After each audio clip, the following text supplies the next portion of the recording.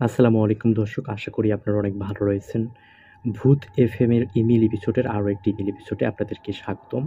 আজকে আমাদের দুজন দর্শক আমাদের কাছে ২টি ঘটনা লিখে পাঠিয়েছেন।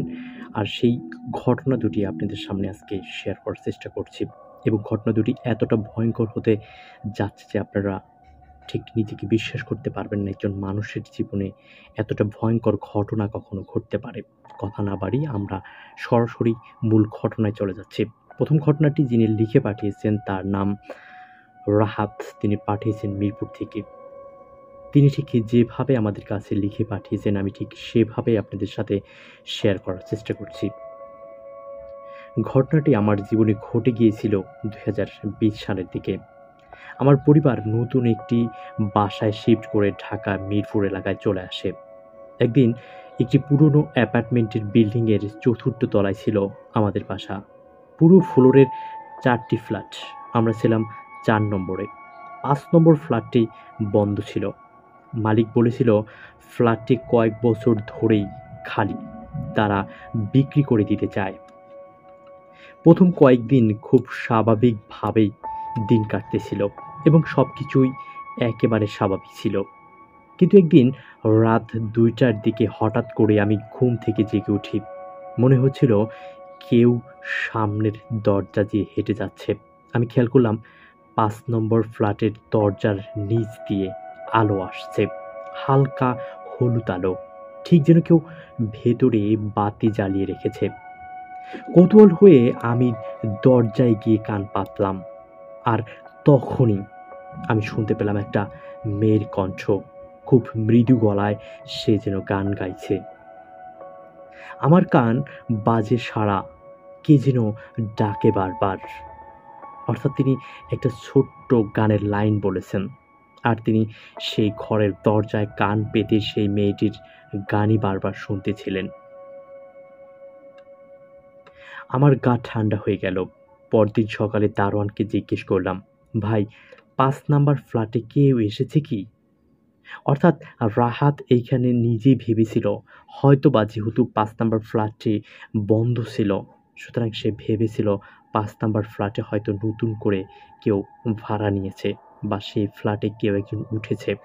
এবং গতকাল রাতে সে যে গানটা শুনতে পেয়েছিল সেটা এখনও তার মনের ভিতরে একটা সন্দিহান প্রকাশ পাচ্ছে। আর যার কারণে কিন্তু সে গিয়েছিল তাদের বাসার দারোয়ানের কাছে কথা বলতে।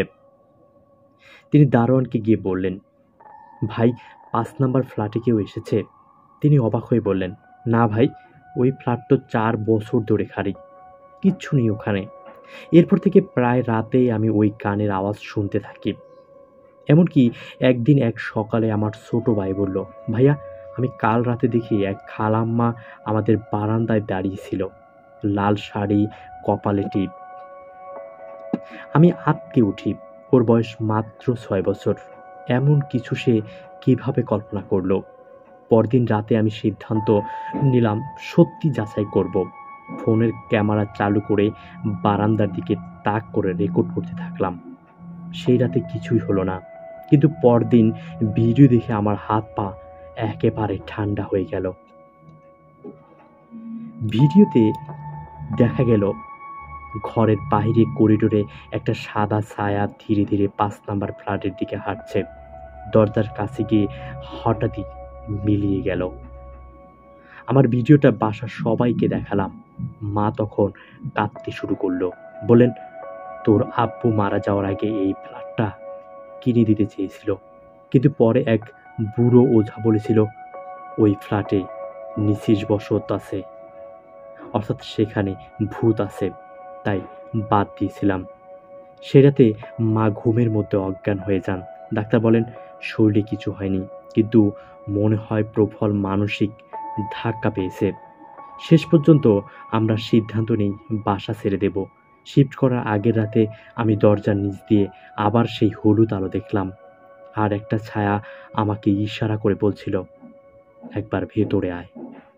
আর এরপরেই আমরা সেখানে আর কোনো প্রকার দেরি না করে সেই বাসাটি চেঞ্জ করেছিলাম এবং এটি ছিল আমার জীবনের একটি গুরুত্বপূর্ণ ভয়ঙ্কর ঘটনা।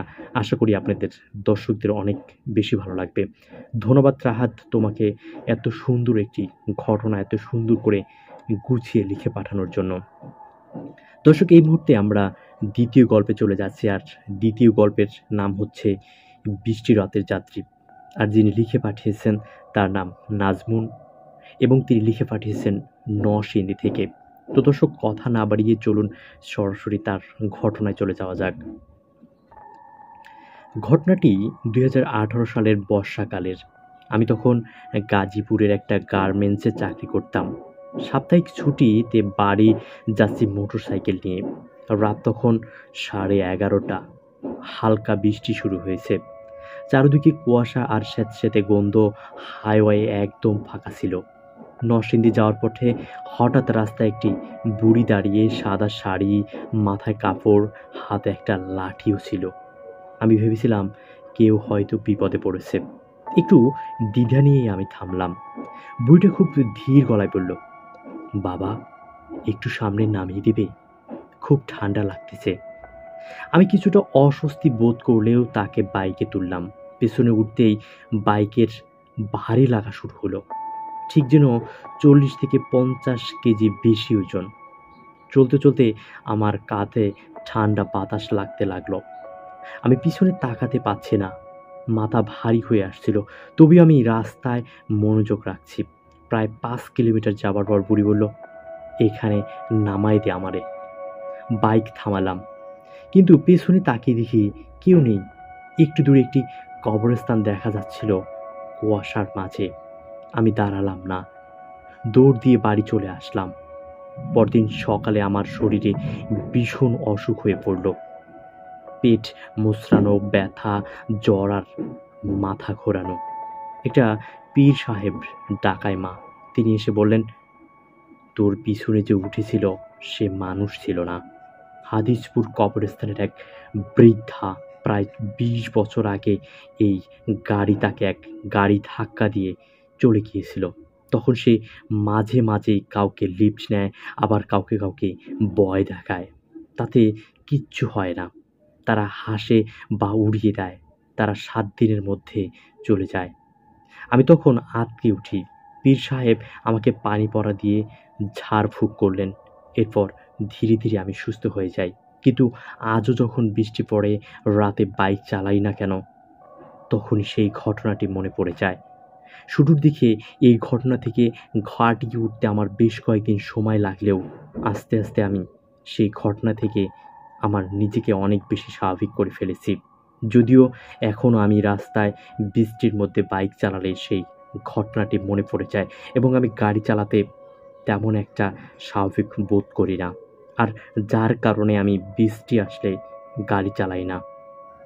দর্শক, এই ছিল আজকে আমাদের মোট 2টি ঘটনা। আশা করি 2টি ঘটনায় আপনাদের অনেক বেশি ভালো লেগেছে। পরবর্তী এপিসোড আসার আগ পর্যন্ত আপনারা ভালো থাকবেন, সুস্থ থাকবেন, এবং আপনাদের কাছে আপনাদের যদি কোনো ঘটনা থেকে থাকে এবং আপনি চাচ্ছেন সেই ঘটনাটি আমাদেরকে লিখে পাঠাবেন, তাহলে অবশ্যই আমাদের ইমেল অ্যাড্রেস করে আপনার ঘটনাটি পাঠিয়ে দিতে পারেন।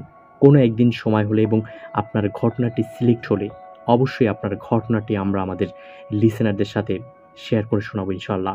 ততক্ষণ পর্যন্ত ভালো থাকবেন, সুস্থ থাকবেন। আল্লাহ হাফেজ।